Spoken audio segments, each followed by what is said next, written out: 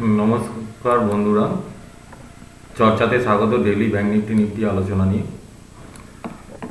দেখুন, bank Nifty কিন্তু ওই রেঞ্জের মধ্যেই রয়ে গেছে, রেঞ্জকে ব্রেক করেনি।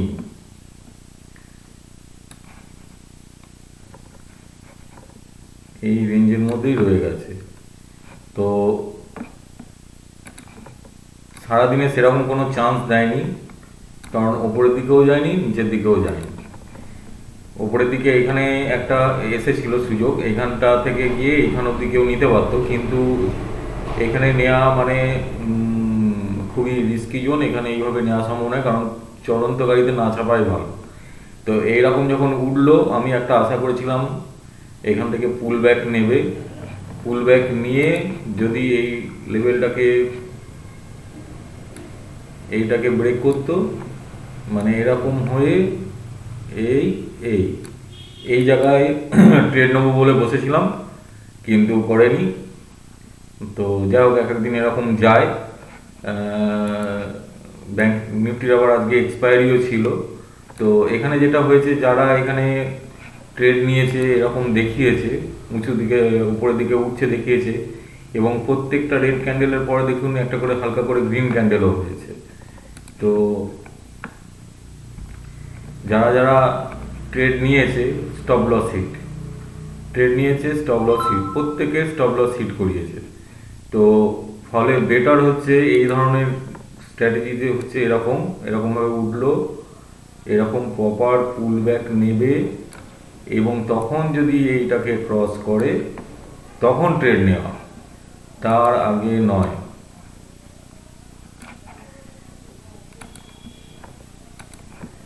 ফলে খুবই বাজে আজকে একটা দিন গেছে। যাই হোক, কালকে কি করা যেতে পারে, কালকে আমি খুব খুশি হব যদি এইখানটা কোথাও ফ্ল্যাট খুলে এরকম করে নেমে এরকমভাবে ওঠে। এটা হলে আমি খুব খুশি হব। তখন এইটার ব্রেকআউটে একটা ট্রেড নেওয়া যেতে পারে। লেভেলটা কি আছে? 52,442। এই 52,442-এর ওপরে গেলে আমি একটা ট্রেড নিতে পারি। মার্ক করে রেখে দিই।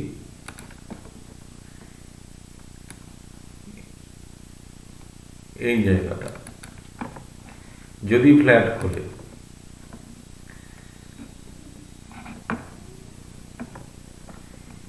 যদি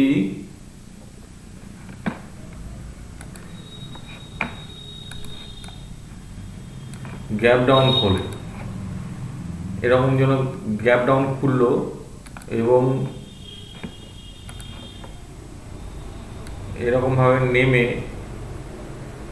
এইখানে ট্রেড নেওয়াটা মুশকিল, কারণ প্রতিদিন দেখুন এটা একটা এমনই অঞ্চল, এখান থেকে রিভার্ট ব্যাক হয়েছে কতবার, একবার, দুবার, তিনবার, চারবার। তো এখানেও ট্রেড নেওয়া খুব মুশকিল। সেক্ষেত্রে আপনাকে ট্রেড নিতে হবে একটা 15 মিনিটের ক্যান্ডেল এই লেভেলটার নিচে যদি ক্লোজ করে, মানে এই গত 3 দিন, একদিন, দুদিন, 3 দিন, এই 3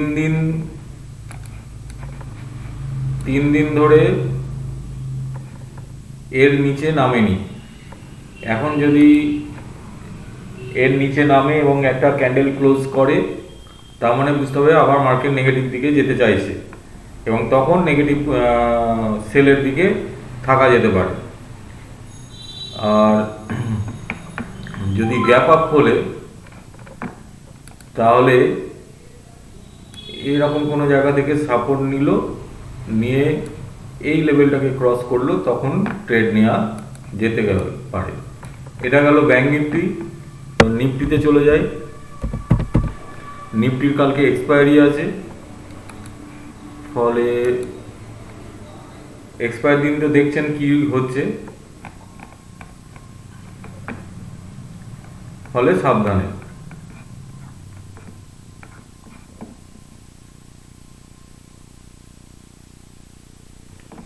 নিফটিও তাই,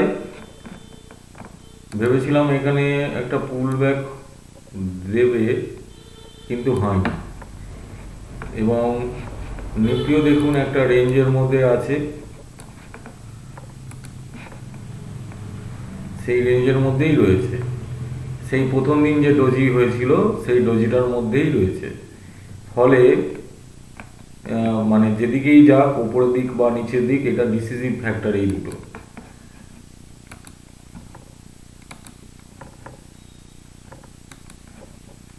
এটা ভাইটাল জোন।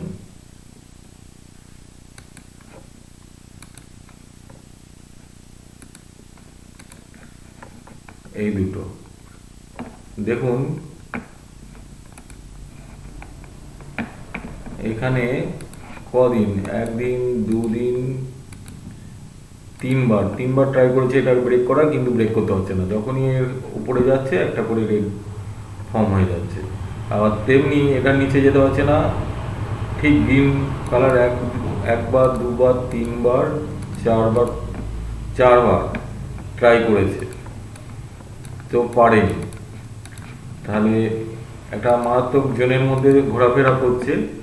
এবং যদি কালকে এক্সপায়ারি আছে, ফলে বুঝে শুনে দেখতে হবে। যদি কালকে ফ্ল্যাট খোলে কোনো কারণে, ফ্ল্যাট খোলার পর এরকম করে এই লেভেলটাকে যখন ক্রস করবে, তখন ক্রস করার পরও আমি আবার রিটেস্ট নেওয়ার দেখি পুল ব্যাক দিচ্ছে কিনা, দেওয়ার পর এইখানে ট্রেড নেওয়া যেতে পারে।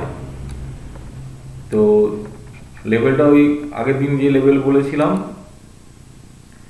24,345, আর নিচেরটা হচ্ছে 24,132। যদি গ্যাপ আপ খোলে তাহলে আমি আশা করব এরকম করে নামলো, নেমে এখানে কিছুক্ষণ থাকার পর এরকমভাবে যখন এইটাকে ব্রেক করবে তখন ট্রেড নেওয়া যেতে পারে। আর যদি গ্যাপ ডাউন খোলে সেক্ষেত্রে আমাকে এখানে ওয়েট করতে হবে, ওয়েট করে দেখতে হবে নেগেটিভ ক্যান্ডেল ক্লোজ করছে কিনা। 15 মিনিটের নেগেটিভ ক্যান্ডেল একটা যদি ক্লোজ করে তাহলে বুঝতে হবে মার্কেট এখন নেগেটিভ দিকে যাবে, তখন সেলিংয়ের দিকে থাকা যেতে পারে।